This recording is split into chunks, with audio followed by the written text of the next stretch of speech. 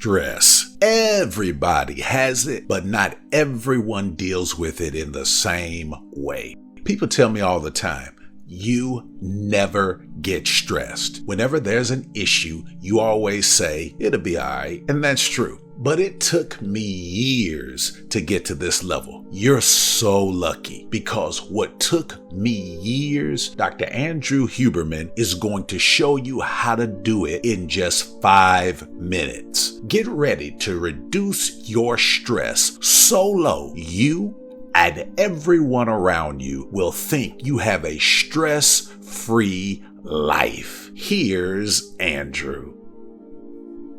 Today, I'm going to be talking to all of you about stress, and I think these are very important topics that are extremely important for a variety of reasons. They are fundamental to our mental and physical health, and this actually happens to you and to me and to all of us. The good news is that science has provided a lot of insights into how we can manage stress. So today, I'm going to talk to you about these themes and these topics. We're going to cover some of the science, as well as get into some practical tools.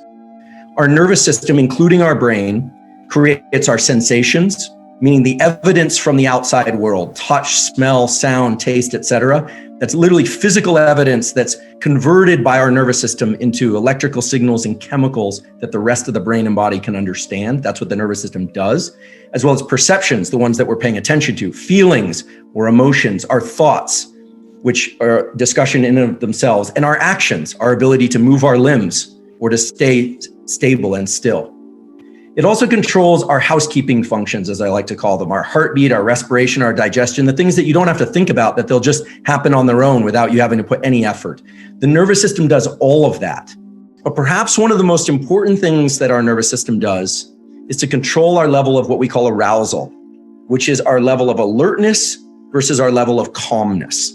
And this is extremely important because our level of alertness and our level of calmness determine what we can sense, how we think, what we perceive, how we act. These three states at the top, states of panic, states of being very stressed, or states of being stressed, are not optimal for most activities and sense of well-being. How we see and thus react to the world hinges on our level of alertness versus calmness. And just to illustrate what that does to our worldview, literally, in a stress situation, you can see this on the left, our pupil dilates. There's some changes to the optics of the eye such that we see a tree in this forest as the only thing in that forest. Everything else becomes blurry, literally like portrait mode on your phone.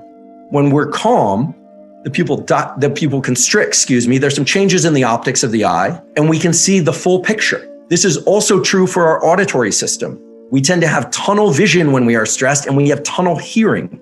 When we're relaxed, we're in a position to take in more information. And for reasons that we don't have time to get into now, we actually can process information much faster in the calm state, provided we're not too calm. Because in most cases, bigger neurons, which can transmit information more quickly for biophysical reasons, become the ones that are active in the calm state. So to transition to tools for combating stress, how can we control our level of alertness using breathing?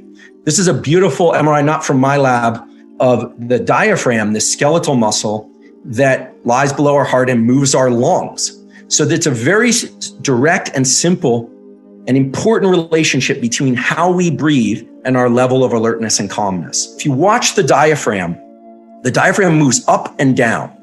And what this means, when we inhale, our diaphragm moves down because the lungs expand, which creates more space for our heart. Blood flows a little bit more slowly through the heart, and then the brain sends a signal to speed up our heart rate. The simple way to translate this is if you want your heart rate to increase, if you want to be more alert, you should inhale more and longer than you exhale. Now that immediately says that for somebody that's stressed, the last thing you want to tell them is to take a deep breath.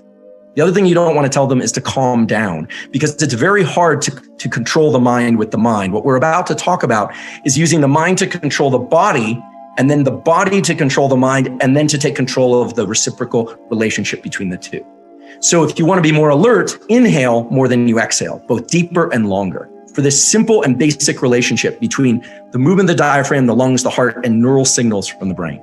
The opposite is also true. When we exhale, our diaphragm moves up in our body cavity. That creates less space for the heart. Blood flows more quickly through the heart. and the brain sends a signal to slow down heart rate.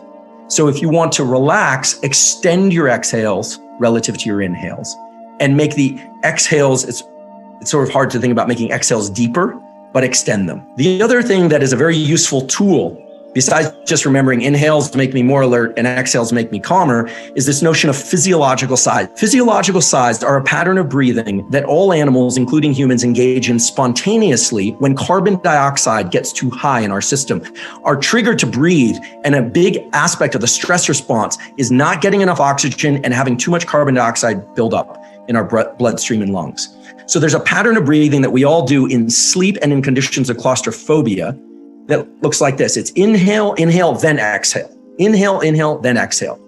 And what this does is it maximally inflates these little sacs in the lungs. And when we do a double inhale followed by an exhale, we maximally offload the carbon dioxide. Now, this isn't some hack or trick. Animals, and we do this in sleep, we do it in claustrophobic environments, and you'll see that children and adults do this after sobbing when they need to catch their breath. So inhale, inhale, exhale equals maximum offload of CO2. What's the ultimate stress reduction practice? What's the ultimate way to buffer the stress? So we're interested in meditation versus specific breathing protocols. When we've assessed the subjects in this study, almost all of them say that it's very easy to do this protocol, which is only 5 minutes a day of a particular either meditation or breathing practice. I'll talk about each one and I'll share some data. 5 minutes a day. The goal is to reset or establish your relationship to autonomic arousal such that when stressors come in, because we can't control people's life events throughout their day and their life, as those stressful events come in, they're able to better buffer the stress response. They're able to feel more in control of their physiology, et cetera. And we are looking at subjective outcomes as well. These are very early preliminary data. First of all, meditation. When we look at average heart rate, and this is one particular subject, very preliminary data, yellow is before, red is during, and blue is after the particular meditation protocol, which is 5 minutes a day of mindfulness meditation, eyes closed, sort of typical sitting third eye meditation, if you will. We find is that their heart rate is quite variable. There's across 28 days. There's a slight drop during the meditation, but it rebounds back to where it was prior to meditation when they exit the meditation. We have a pattern of cyclic or physiological sighing, also called slow breathing. So this is people doing double inhale, exhale for 5 minutes a day of dedicated practice, which we track. And this is very interesting because you'll notice that the pattern of heart rate is very rhythmic, both entering and during and after the cyclic physiological sighing, aka slow breathing protocol. And this is strikingly different. We also have a protocol that involves deliberate hyperventilation, which is inhale, exhale, very rapidly hyperventilating, and then emptying the lungs, discarding all the carbon dioxide and sitting with lungs empty for a brief period of time, and then repeating for 5 minutes a day. So you'll notice that the heart rate shoots up dramatically during this hyperventilation, which it shouldn't surprise you now, right? Because you know that a lot of inhales are going to promote faster heart rate. And then afterward, there's a decrease. And what's striking here is how regular, this is across 28 days, how tight the data are, how these dots overlay one another so tightly is very interesting. And we're exploring whether or not this allows people to buffer the stress response. This is sort of self-induced stress inoculation. When people self-induce stress, it can teach them to teach themselves, and their nervous system is really what we're referring to be comfortable in uncomfortable states. We hear about resilience, grit, and mental toughness, but what is that really? Well, we hear about being comfortable being uncomfortable.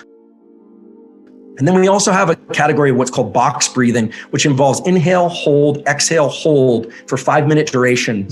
And that seems to lead to increases, surprisingly, at least to us in this subject, in heart rate, but then no decrease in average heart rate post protocol. So we're exploring these protocols. We're trying to find the minimal effective dose.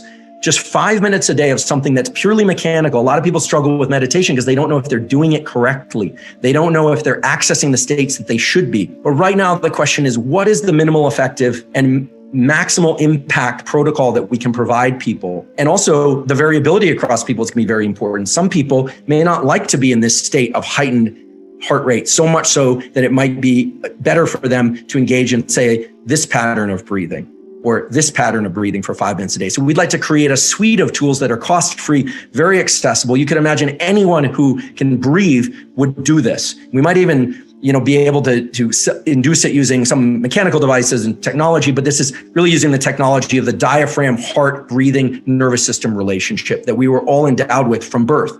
There's no neuroplasticity required.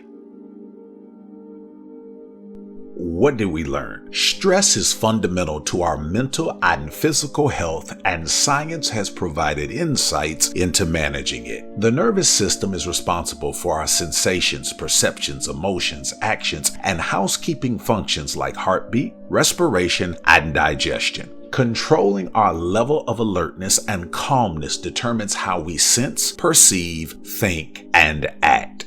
When stressed, we experience tunnel vision and reduced information processing capabilities, while a calm state allows for better information processing. Breathing techniques can be used to control our level of alertness and calmness. Inhaling more increases alertness, while extending exhales helps with relaxation. Physiological sighs involving double inhales followed by exhales help offload excess CO2 and reduce stress. Preliminary data from a study comparing different breathing and meditation techniques suggest variable heart rate responses and stress buffering capabilities. The goal is to find a minimal effective dose for stress management and create a suite of accessible, cost-free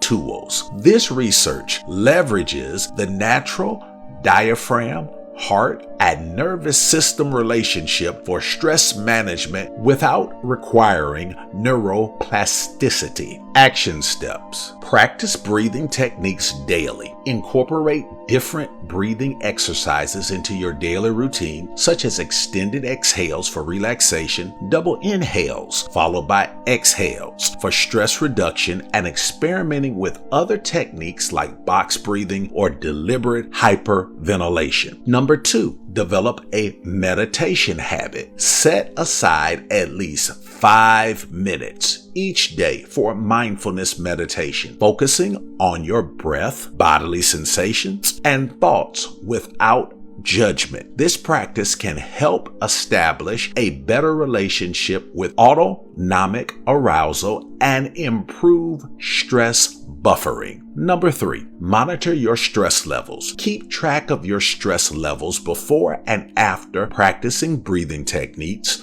or meditation, paying attention to how your heart rate and sense of well-being change. This can help you identify which methods work best for you. Number 4, create a calming environment. Minimize distractions and create a comfortable space for practicing breathing techniques and meditation, allowing yourself to focus on the exercises without external interruptions. And number 5, be consistent and patient. Give yourself time to see changes in your stress management capabilities. Regular practice and commitment to these techniques are key to experiencing their full benefits. Remember that everyone's experience is different, and it may take some experimentation to find the best approach for you. Now get to work and implement these techniques so you can manage stress rather than it manage you. Thanks for listening and watching. Share this video with someone you care about. Help us inspire 1 million people to get past their give-up point and win with these lessons of inspiration and enlightenment. Click the like and subscribe buttons. Also click the bell icon so you are notified of new content. Consider becoming a Patreon. Your $5 per month helps us hire more staff so we can reach more people around the world. Patrons get access to exclusive coaching videos, e-materials, and one-on-one coaching opportunities to help you realize your dreams as as fast as possible. Click the link below and join our winning team. If you need resources such as books, programs, and etc. to assist you in your journey, check out the links below. I'm sure there is something that will help you. Now, here are a few more videos that will definitely inspire you to win.